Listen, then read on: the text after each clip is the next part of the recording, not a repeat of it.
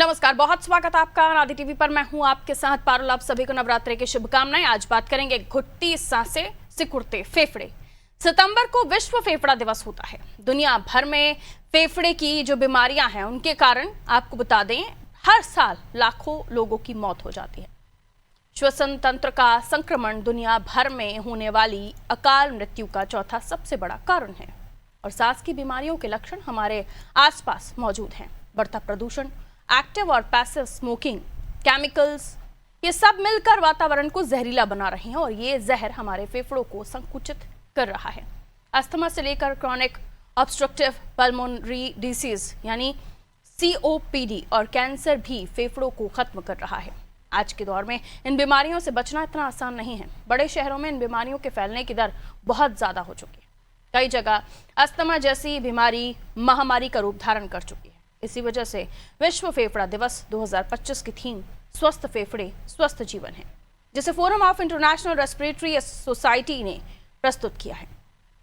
आज फेफड़ों के स्वास्थ्य के बारे में जानने की कोशिश करेंगे, लेकिन उससे पहले इससे जुड़ी एक रिपोर्ट आपके सामने दिखाते हैं।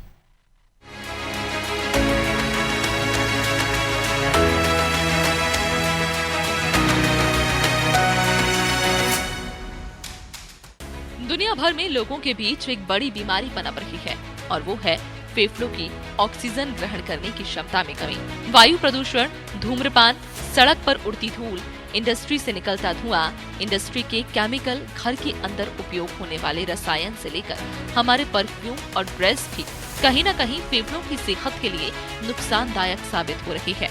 दुनिया भर में लाखों लोगों की मौत फेफड़ों से पैदा होने वाली बीमारियों के कारण हो जाती है। प्रदूषण के कारण अस्थमा जैसी बीमारियों का खतरा बढ़ रहा है।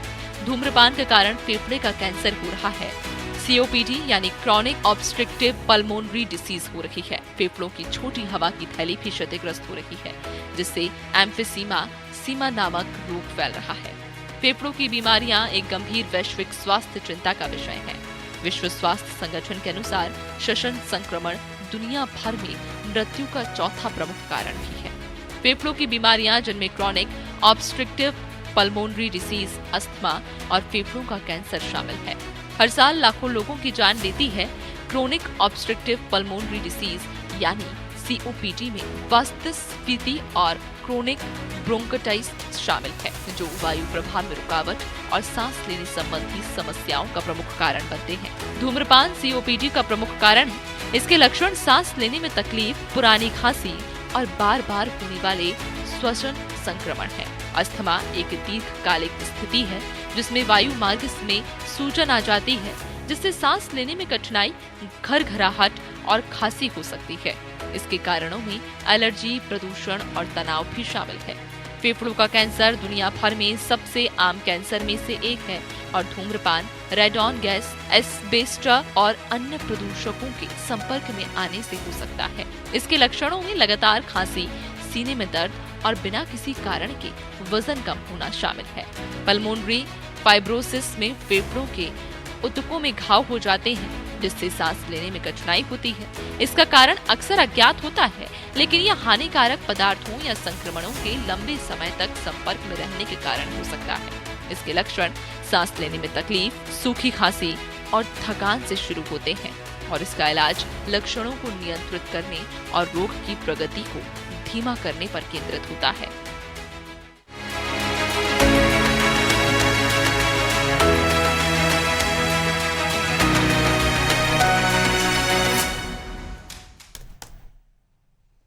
तो फेफड़े स्वस्थ हैं तो आप ज़्यादा समय तक काम कर सकते हैं, वॉक कर सकते हैं। लेकिन अगर यही फेफड़े आपके ख़राब हैं, लंग्स कैंसर, और आपको जानकर बहुत हैरानी होगी कि हम रोज़मर्रा में महकने के लिए या मूड अगर ठीक नहीं है तो हम रूम स्प्रे वगैरह डाल लेते हैं। इससे भी फेफड़े आपके ख़राब होते हैं।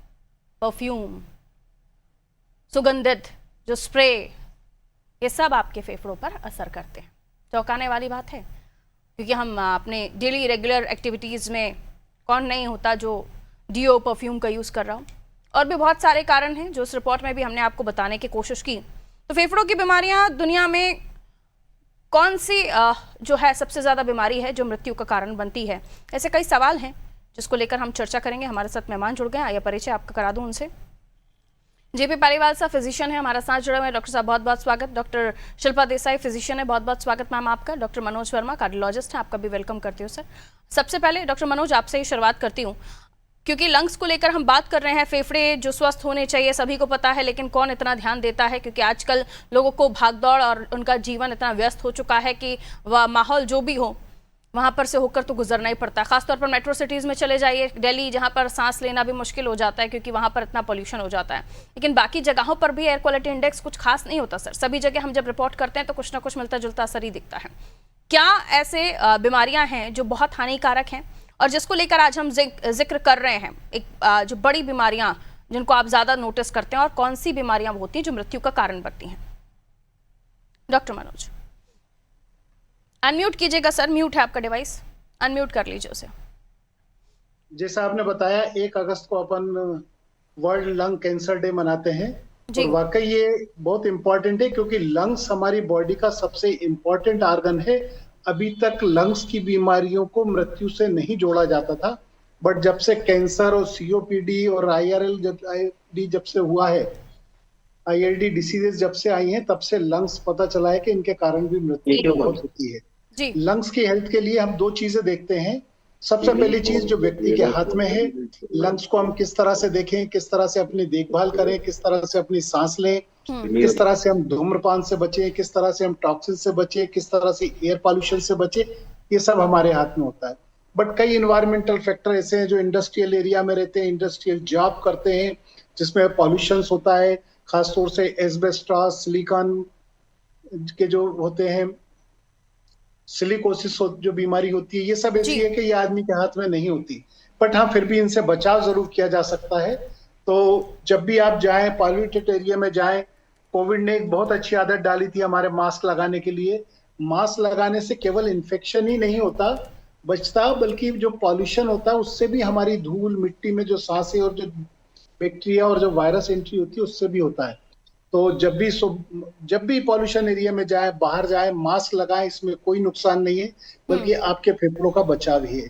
दूसरा, जैसे मैंने बताया कि एक्सरसाइज बहुत जरूरी है, तो मोस्टली सुबह के समय जो पीरियड होता है जब गाड़ियां नहीं चलती हैं, वाहन नहीं निकलते हैं, फैक्ट्रीज ऑन नहीं होती हैं, तब वायु सबसे ज्यादा शुद्ध होती है। तो सुबह के समय आपकी ब्रीथिंग एक्सरसाइज जरूर करें, जितना समय निकाल सके, 15 मिनट, आधा घंटा, 1 घंटा, ये आपके लंग्स को बहुत हेल्दी रखेंगे। तो वर्ल्ड जो लंग्स डे है, इसका मेन मकसद जो है कि हम लोगों में अवेयरनेस बढ़ाएं, जो अर्ली डिटेक्शन है उसको प्रमोट करें और प्रिवेंशन के लिए एडवोकेसी करें, और कैंसर और लंग की जो डिसीज जो कारण करते हैं उनसे किस तरह से हम बचाव कर सके, और अर्ली डिटेक्शन और स्क्रीनिंग एक कंपलसरी लाइफ का पार्ट बनाए।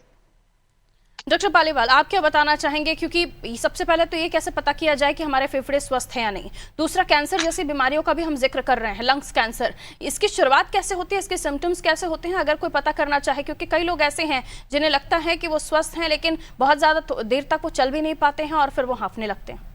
सर अनम्यूट कीजिएगा। हेलो जी सर, आ रही है आवाज़। हाँ जी, आपको और आपके दर्शकों का स्वागत करता हूं। डॉक्टर मनोज वर्मा भोपाल के बड़े ख्यातनाम चिकित्सकों में, उन्होंने जो जानकारी दी बहुत महत्वपूर्ण जानकारी दी, मैं उनका भी स्वागत करता हूं। और दूसरी हमारी एक और जो सहभागी उनका भी स्वागत करता हूं। यहाँ पर फेफड़ों में आपके 2 अलग अलग प्रश्न थे। पहला प्रश्न आपका ये था कि जो जिस तरह की आज के हालात चल रहे हैं उसमें फेफड़ों की जो स्थितियां बनती है वो क्यों, और दूसरा कैंसर वाला जो आपका प्रश्न था, मैं चाहूंगा कि ये प्रश्न को मैं ठीक से सुन नहीं पाया था, एक बार और संक्षिप्त में रिपीट करें। मैं सर पूछना चाह रही थी आपसे कि हमारे फेफड़े हेल्दी या नहीं, इसका पता कैसे किया जाए? और दूसरा, लंग्स कैंसर फैल रहा है अगर, चौथी ये बड़ी बीमारी बताई जा रही है लंग्स से जुड़ी हुई बीमारियां जो मौत का कारण बनने में, तो अगर लंग्स का कैंसर किसी को होता है तो उसके सिम्टम्स कैसे हैं? क्योंकि कई मरतबा हम इन चीज़ों को टालते हैं और बाद में जब हम स्थिति क्रॉनिक हो जाती है तब हम इसका इलाज ढूंढते हैं। सर निश्चित तौर पर आपकी जो चिंता है बहुत वाजिब है, और जनहित की चिंता। पहली चीज तो ये कि हमको यदि हमारे फेफड़े स्वस्थ हैं या नहीं ये कैसे पता लगा, ये बहुत सामान्य सा प्रश्न है, लेकिन यही बहुत महत्वपूर्ण होता है व्यक्ति के जीवन में। यदि हम कहीं पर भी जा रहे हैं और हम बोल सकते हैं कि फेफड़े की क्षमता कम है। दूसरा, यदि बहुत छोटी या कम एक्सरसाइज के बाद भी यदि हमारे फेफड़ों की एकदम सांस की रफ्तार बढ़ती है तो उस कंडीशन में हम बोल सकते हैं कि हमारे फेफड़े स्वस्थ नहीं है। तीसरा, यदि हम कहीं तीसरा सो रहे, हेलो जी सर जी।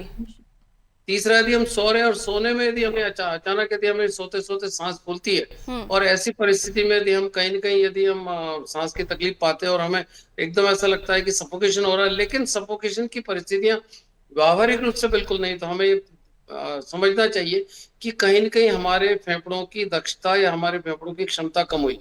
फेफड़ों की क्षमता को नापने का सबसे बड़ा पैमाना ये है कि हम यदि सामान्य परिस्थिति में भी यदि हमारी सांस की रफ्तार 14 से 18 से ज्यादा है, तो हमें ध्यान देना पड़ेगा। और यदि हम थोड़ी सी कसरत या थोड़ा सा परिश्रम या थोड़ा सा चलने के बाद यदि हमारी अचानक सांस फूलने लगे और हमें रुकना पड़े या हमारी सांस उखड़ने लगे, जिससे हमें कहीं ठहरना पड़े, तो ये हमको वहीं से समझ लेना चाहिए कि हमारे फेफड़ों की दक्षता या उनकी क्षमता कम हुई, उस पर ध्यान देना चाहिए।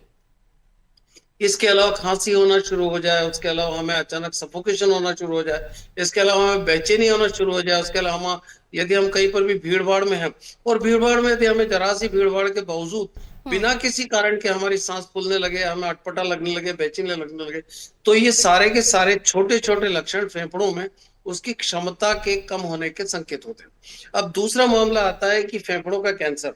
निश्चित तौर पर आज की तारीख में इन्फेक्शियस डिजीज बहुत ज्यादा है, उसके अलावा कुछ कंजेनिटल प्रॉब्लम भी होती है, क्रोनिक डिजीज होती है, उसके अलावा जो इंडस्ट्री एंड अर्बनाइजेशन की वजह से जो न्यूमोकोनियोसिस और सिलिकोसिस इत्यादि होती, उसके अलावा धूम्रपान है, इंडस्ट्रियल गैसेस हैं, इनके कारण यदि कहीं कहीं हमारे फेफड़े में कैंसर है, तो हमें अकारण हर कभी खांसी आना, अकारण हर कभी सांस फूलना, कभी कभार खून जो हमारी खकार है उसमें ब्लड आना या स्पुटम जैसी स्थिति होना, और उसके साथ साथ बहुत महत्वपूर्ण ये होता है कि यदि कहीं पर भी कैंसर होता है, तो कैंसर का एक बहुत बड़ा लक्षण ये होता है कि शरीर में स्वास्थ्य में गिरावट आती है, भूख में गिरावट आती है, और भूख में गिरावट आने के साथ साथ शरीर दुबला पतला होने लगता है। ये भी यदि ये लक्षण आने लगे हैं, तो हमें चिकित्सक के पास जरूर जाना चाहिए।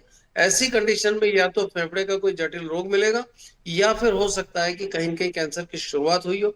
यदि हम शुरुआत में ही इस पर ध्यान देंगे, तो हम निश्चित तौर पर कहीं न कहीं इस कैंसर से जीत सकते हैं।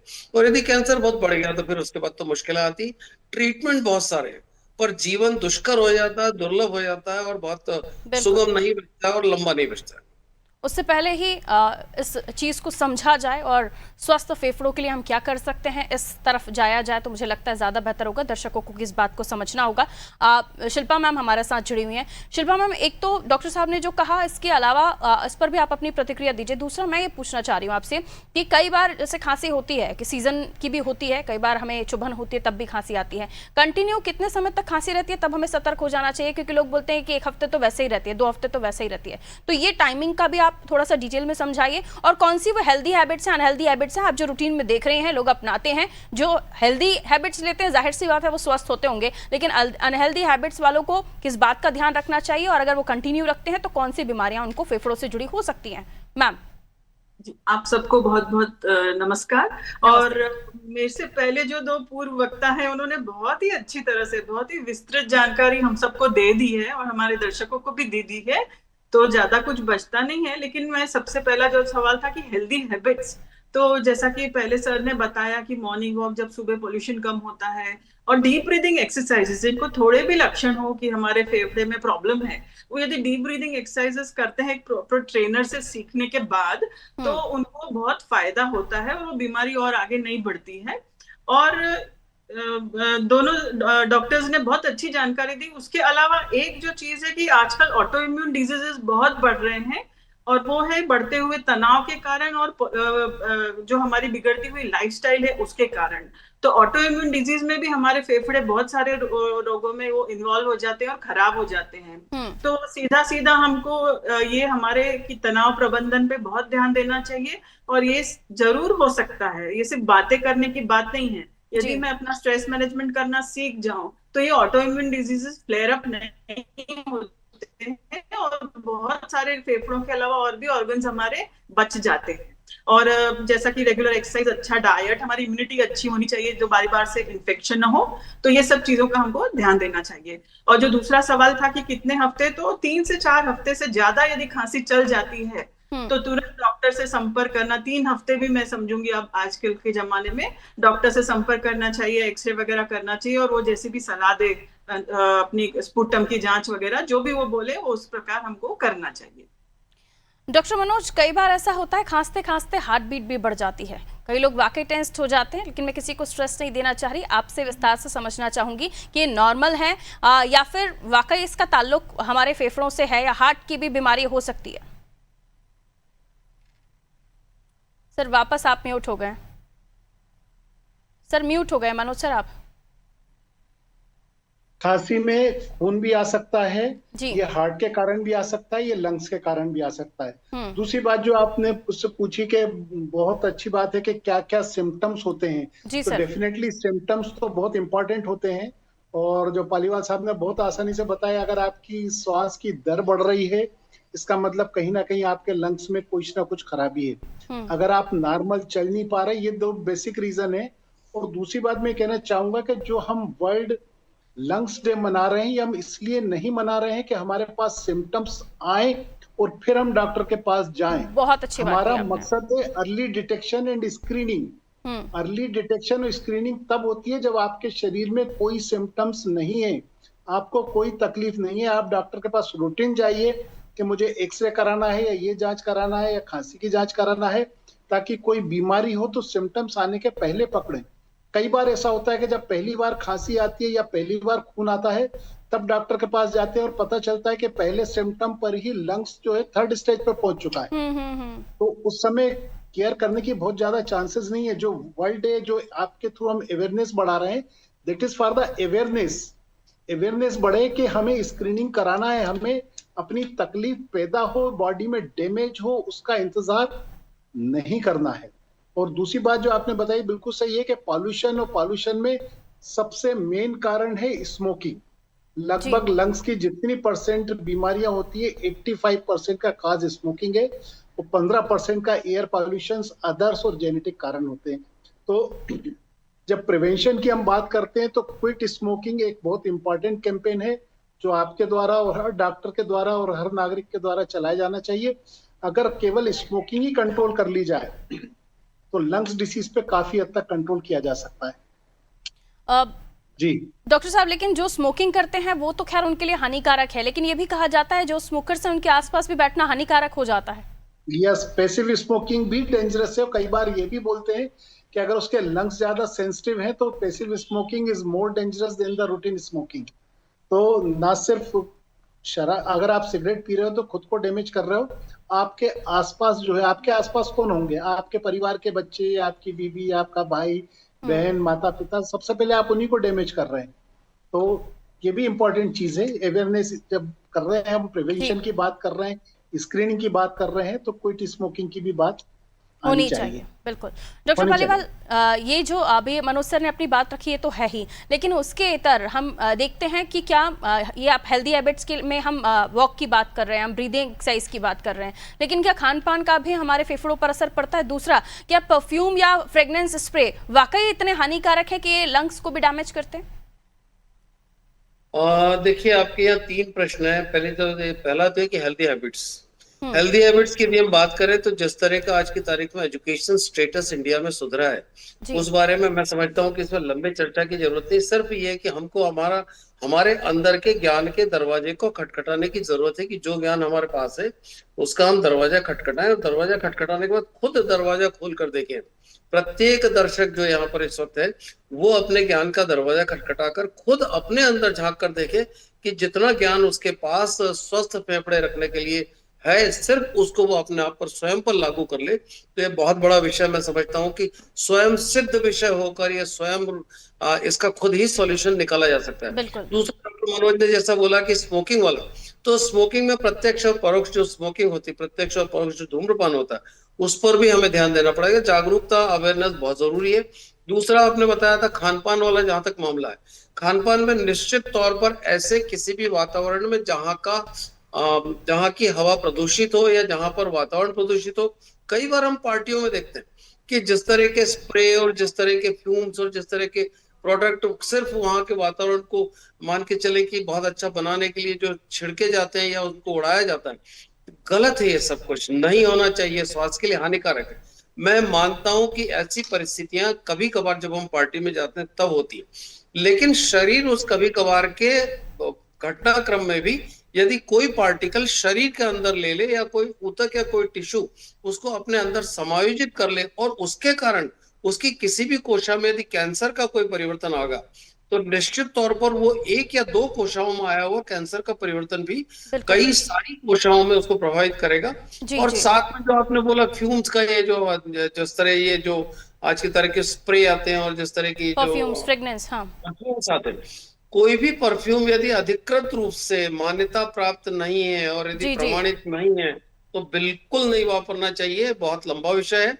मैं तो सिर्फ यही कहूंगा कि मान्यता प्राप्त और प्रमाणित परफ्यूम का ही जो आपकी उपयोग किया सेहत के जाए लिए और हानिकारक ना हो। सीमित मात्रा में किया जाए। बिल्कुल। एक बहुत इंपॉर्टेंट क्वेश्चन यहाँ पे हम देख रहे हैं, आज की जनरेशन हुक्का लॉन्च की तरफ ज्यादा जा रही है शिल्पा मैम, और मुझे लगता है कि बहुत कम एज में ही लोग इन चीजों को एक ट्रेंड की तरह अपनाते हुए चले जा रहे हैं, जिसकी वजह से बहुत ही कम एज में ही जो लंग्स की समस्याएं हैं वो भी देखी जा रही हैं। इसे आप कैसे बताना चाहेंगे हमारे दर्शकों को? ये एक बहुत बड़ा प्रॉब्लम है और इसको एक्चुअली हमको रूट जड़ से ठीक करना पड़ेगा। और मोस्टली ये देखा गया है कि कारण ये है कि आजकल की जो मतलब जितने छोटे बच्चे आते जा रहे हैं, जो यूथ है, उनका इमोशनल कोशेंट बहुत कम है, मतलब कि वो इमोशनली इतने स्ट्रांग नहीं है, तो इन सब चीजों को ढूंढते हैं अपने आप को सुख और आनंद देने के लिए। तो जैसे कि पहले होता था तो इतनी इन सब चीजों की जरूरत नहीं रहती थी सुख और आनंद के लिए, तो हमको उन बच्चों को सही राह दिखानी पड़ेगी और उनको ये पब्लिक अवेयरनेस मेडिकली भी समझाना पड़ेगा कि इन सब चीजों स्कूल लेवल से उनको लत लगने से पहले से ये सब हमको सिखाना पड़ेगा कि इससे इतना सारा नुकसान हो सकता है। बिल्कुल। और मुझे लगता है इन चीज़ों पर बैन भी होना चाहिए, जो आजकल आपकी पॉकेट में भी अवेलेबल हो जाता है, और ये कहकर लोग बड़े आराम से फूकते हैं कि ये इसमें अल्कोहल नहीं है, ये फ्लेवर वाला नहीं है। एनीवेज, बहुत बहुत शुक्रिया आप सभी का हमारे साथ जुड़ने के लिए। तो आज हम लंग्स डे, फेफड़ा दिवस मना रहे हैं, लेकिन ज़रूरी है कि इस दिन आप भी हमारा सहयोग करें और स्मोकिंग को नो कहें, क्योंकि सबसे बड़ा कारण तो यही हो जाता है, धुएं से, जहरीली हवा से बचना, और वो जो भी चीज़ें आपके लिए हानिकारक हैं उनसे बचिए, अपने फेफड़ों को स्वस्थ रखिए। अगर आपके फेफड़े काम करना ही बंद कर दें, सोचिए आप सांस लेना बंद कर दें या फिर आपको सांस नहीं आए, आप सफोकेशन फील करें, तो क्या होगा? उसी वक्त लगने लगता है कि हम अब बस यहीं तक हैं। लेकिन ऐसी स्थिति ना बने, इसलिए सिम्टम्स का भी इंतजार मत कीजिए, समय समय पर अपनी जांचें कराते रहिए और हेल्दी रहिए, स्वस्थ रहिए। दीजिए इजाजत, नमस्कार।